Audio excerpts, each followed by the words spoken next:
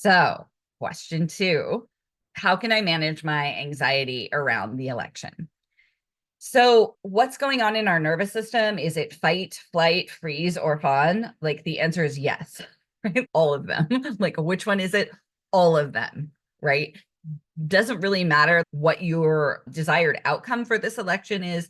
All of the feelings are the same if you're anxious about it, right? So, sometimes it's fight, right? Like we want to go nag our sister-in-law who's about to vote for Trump. I don't know who would do that, but sometimes we go into flight and we avoid. We're just like, I'm doing this partially right now, right? I'm watching a little bit of news each day, and then I'm only watching channels that don't have any ads or don't have political ads. So there's that, right? Or sometimes we go into overwhelm, right? And just feel like the whole world is about to burn down. And that puts us in a freeze response. So what happens is we're in this constant and intangible stress, and it's like revving up an engine and making you exhausted, but we're not going anywhere. The engine is just really revving, right? Like it doesn't change. All of the anxiety that we have doesn't often, almost always, translate into any action that can change anything. So it's like we're sitting in the garage with the engine running and the gas tank running out for no real purpose. So what's going on with our socialization? So there is a part, particularly for people socialized as women, we're conditioned to be hyper aware for our safety. And this can be like literal and figurative at this point, right? The one wrong move could derail everything kind of feeling. And then we go spinning out in the what if, right? Like that's where I've been, right? Like, what are we going to do if this happens? What are we going to do if this happens? And then we feel responsible for everyone's comfort, but it's all up in the air. We're conditioned to feel like we can actually change how people feel about us and about the world, right? But the only thing, like, we can only ever be a fact in someone else's narrative, right? And then all the story that they tell themselves about it, like we have no control over whatever they think about us, whatever they feel about us. We never have any control over that. So, what kind of feelings are we feeling? We're feeling anxiety, right? The unknown outcome of the election and what that means for humanity, right? You could be going really big the way that my brain starts spinning out. You can feel anger at your friends or relatives and those people who see things in a way that we can't comprehend, right? We can have imaginary arguments, imaginary debates, imaginary situations where someone changes their mind because we give them this one perfect little gem that helps them understand our viewpoint, right? And there's also this element of fear because we'll be reliving the disappointment, some of us, from 8 years ago, right? And how will we possibly be able to manage it?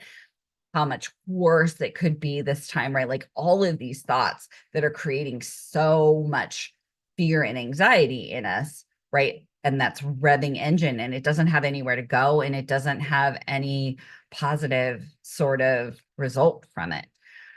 And then the final thing is a sense of helplessness and maybe even resignation because we feel like we don't have any control. I got a little bit of coaching yesterday. I had been giving her all of these scenarios, like the sort of catastrophizing that it was going on in my brain. And she was just like, okay, a lot of people will be harmed. Now what? And I was like, oh, then I have to figure out where to plug in. And like all of a sudden, I went from feeling helpless and powerless to feeling empowered. And then my brain started giving me more ideas of like, we're in such a much better position than we were 8 years ago. We're so much better organized. We have the folks that we can turn to and the organizations that we can plug into. And like, it's so different. Like, we're also ready for it in a way that we weren't before. And so for me, and I don't know if you can borrow those thoughts and they feel good for you, but for me, that took my anxiety like from like 100 to like a 5, at least temporarily, until I start doing these things. But if I keep coming back to it, it's really like dramatically lowered my anxiety. But how does this make total sense? Okay, So of course you feel on edge because you've been told to like always stay alert for your own safety, right? Of course your brain is in a loop. It's trying to figure out what to do to keep you safe, right?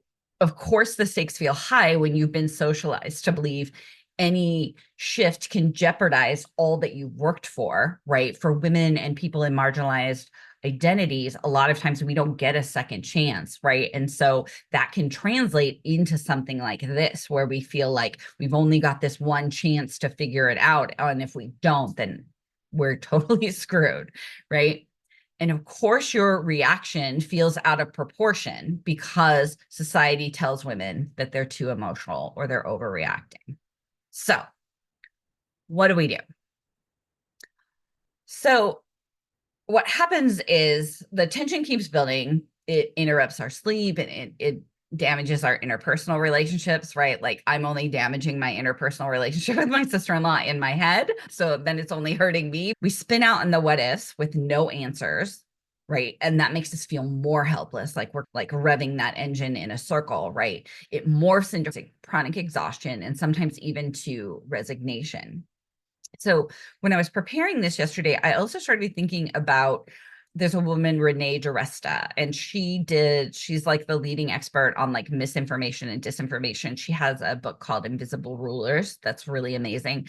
But I saw her speak several years ago after she was like the lead data person across social media platforms, figuring out like the Russia disinformation and misinformation campaign in 2016, 2015, 2016.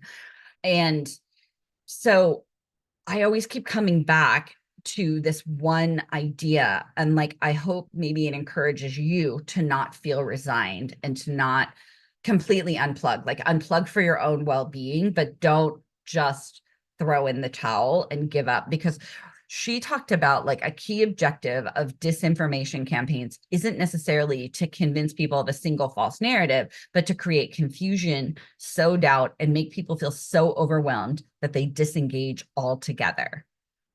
This is a tactic often referred to as cognitive overload, where the sheer volume of conflicting information creates a sense of helplessness, leading individuals to tune out or lose trust in all sources, even credible ones.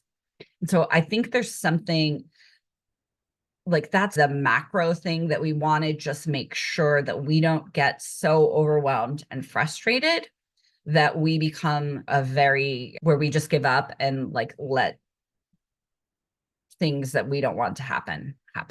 So I don't know if that goes too deep for y'all, but it really, I heard her say it years and years ago, and I keep coming back to it every time I think of like, I just want to check out. I just don't want to do this work anymore. I don't want to I just want to like go back into a bubble where none of this exists. And then I remind myself that like, that's the goal. And that keeps me going. Okay. So tips to try for this. Y'all are so quiet in the chat. I don't even know what's going on. Like you've never been this quiet. It's wild. But let me know what's going on. But here's the tips to try. And then if y'all, we can stop the live stream. And if y'all want to come off and just talk about this and get some coaching on it, I am perfectly happy to use some of our networking time that way too. So, but here's our tips. Okay.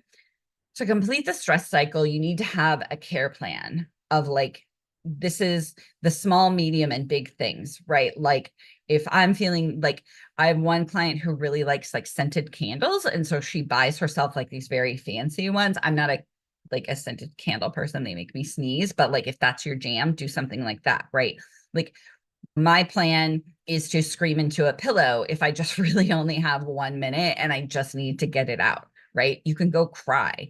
Like there's so many ways to complete the stress cycle. So you can even, did I put that in here? But you can, the Nagoski sisters, Amelia and I thought I put that in these notes, but I didn't. The Nagoski sisters wrote a book called Burnout. But if you just Google or ask ChatGPT, what would Amelia and Emily Nagoski suggest as 100 ways I could complete the stress cycle? Like get yourself a toolkit, prepare a self-care, complete the stress cycle kind of thing, and have a plan to care for yourself next week. Just have that plan ready this week so that while we're waiting and while it's back and forth, or particularly if we don't get the result that we want, that we have a plan already in place to take care of ourselves, because we need to plan that with the prefrontal cortex now, because our nervous system is going to be too overwhelmed next week to be able to really pull it off. So that's the thing. And then as far as like challenging like your doomsday thoughts, I would call mine that, right? Asking yourself, is the thought helping or hindering me? And if it's only adding to the anxiety, practice letting it go, right? Replace it with, I am capable of handling whatever comes. Whatever the fear is, assume it's a fact, and then ask, then what? Like my coach did with me yesterday, right? So a lot of people will be harmed. Then what? Right. And that really, it took me out of like this passive, like all of this is happening to me. And like, if that's a fact, then here's what I would do next. Right. And it got me out of that like overwhelm. And then, do you feel less helpless when you think that thought? Like, I feel much less helpless when I think I have to figure out where I'm going to plug in. Right. And then you can add some nuance and shift the narrative. So instead of fixating on what you want to be able to control, you can start telling yourself, I can't control this, but I can choose how I respond. Right. Do I want to respond by being in the garage with my engine revving, going nowhere? Right. Just using up all of that gas and all of that energy and having not even getting to go on a fun drive. Right. And then you can use self-compassion as like a power tool. So you remind yourself it's okay to feel rattled and frustrated or scared. Like the more that you're like, just give yourself a moment and be like, I am safe, right? Or you are safe, whichever makes more sense to you. But also like, it makes total sense that you're scared, right? Of course you are scared right now. There are these things that are happening, right? And show yourself that compassion. Get back into your body, but also honor that part of you, because those are very real, very necessary feelings that you're going to have,